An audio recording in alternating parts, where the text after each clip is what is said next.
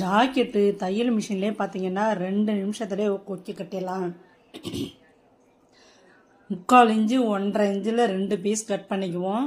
கரைப்பகுதி இருந்தால் அந்த பீஸை வச்சுட்டு இன்னொரு பீஸ் எடுத்து பாருங்கள். சமமாக மடிச்சுட்டு 1/4 இன்ச்சுக்கும் கொஞ்சம் உள்ளே வச்சு தையல் நேராக ஓட்டிடுவோம். முன்னாடி 2 பீஸும் சமமாக இருக்கான்னு பார்த்தலாம். லாஸ்ட்டு கரெக்டாக கொஞ்சமாக துணியை விட்டுட்டு அது துணியை கட் பண்ணிடலாம். திருப்பி வச்சுட்டு லைனிங் கிளாத்து மேலே ஒரு படிமான தையல் போட்டுருவோம். லைனிங் கிளாத்து மேலேயே ப்ளவுஸ் மேலே வர வேண்டாம் தையல். லைனிங் கிளாத்தில் தையல் போட்டுட்டு எக்ஸ்ட்ரா உள்ள பீஸை கட் பண்ணிவிட்டு மார்க்கு 5 மார்க்கு கரெக்டான அளவில் 5 மார்க் பண்ணிக்குவோம். மார்க்கு போட்டுட்டு இன்னொரு பீஸில் கரைப்பகுதி இல்லைன்னா அதை சமமாக மடித்து ஒரு தையல் ஓட்டிக்கலாம். பாருங்கள், நான் கரைப்பகுதி இருக்குது, இருந்தாலும் கிளாத்து நழுவாமல் இருக்கிறதுக்கு 2யும் சமமாக மடிச்சுட்டு கரைப்பகுதி உள்ள சைடு நேராக ஒரு தையல் ஓட்டிக்குவோம். அப்போ தான் நம்ம ஐ கட்டும் பொழுது துணி விலகாமல் இருக்கும். நீட்டாக ஒரு தையல் அடிச்சிட்ருவோம்.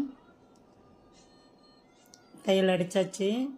இப்போ கிளாத்து மேலே வச்சு ஒரு பக்கமாக 1/4 இன்ச்சு அகலத்துக்கு ரப் அடிச்சிடலாம்.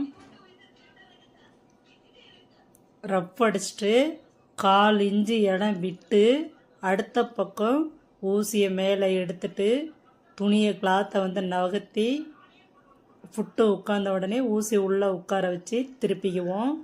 திருப்பிட்டு 2வது கொக்கி வைக்கிற இடத்துல அந்த மார்க்குக்கிட்ட நேராக தையல் ஓட்டிடுவோம். தையல் ஓட்டி வச்சு ஊசி உள்ளே உட்கார வச்சு திருப்பிடுவோம். 1/4 இன்ச்சு அகலத்துக்கு ரப் அடிச்சிருவோம். ரப் அடிச்சுட்டு 1/4 இன்ச்சு இடம் விட்டுட்டு திருப்பி அடுத்த பக்கம் கொண்டு வந்துடலாம். அடுத்த பக்கம் ஃபுட்டு உட்காந்துருச்சு, ஊசி உள்ளே உட்கார வச்சுட்டு திருப்பிக்குவோம். இது மாதிரி எல்லா கொக்கியும் கட்டிக்கலாம். நான் லாஸ்ட்டு பைப்பிங் பண்ணுறதுனால லாஸ்ட்டு கொக்கிக்கு நான் எதுவும் பண்ணலை. 4 கொக்கியோட சரி. பைப்பிங் அடிச்சிட்ட பிறகு தான் நான் 5வது கொக்கி கட்டுவோம். பைப்பிங் சிங்கிள் ஃபுட்டில் வரும். அதை அடித்த கையோடே 5வது கொக்கி மாட்டிடலாம். என்னோடய ஃபுல் வீடியோவும் பார்த்தீங்கன்னா உங்களுக்கு ரொம்பவும் ஈஸியாக இருக்கும், அழகாக இருக்கும்.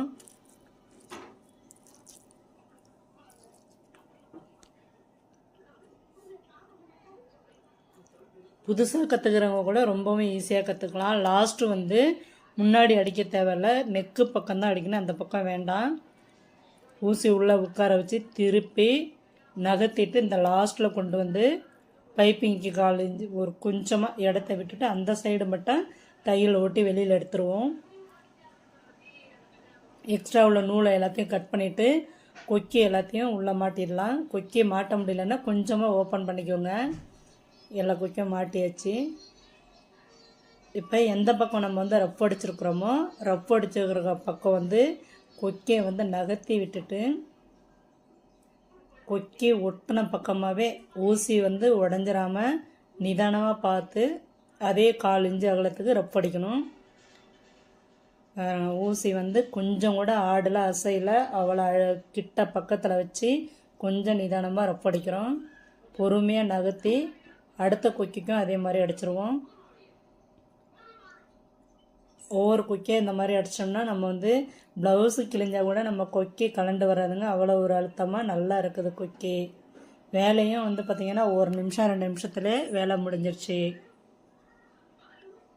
எக்ஸ்ட்ரா உள்ள நூலை எல்லாத்தையும் கட் பண்ணிவிட்டு இப்போ திருப்பி அடிச்சிருவோம்.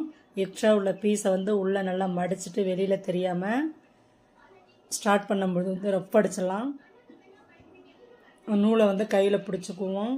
நூல் நம்ம வைக்கும்போது கட் ஆகிடும், அதனால் ரப் அடிச்சுட்டு கரெக்டாக கிளாத்தை வச்சு நேராக தையல் ஓட்டி எடுத்துருவோம். நீங்களும் ட்ரை பண்ணி பாருங்கள். புதுசாக தைக்கணுன்றவங்களும் கற்றுக்கலாம். பிடிச்சிருந்தால் லைக் பண்ணுங்கள், ஷேர் பண்ணுங்கள், கமெண்ட் பண்ணுங்கள்.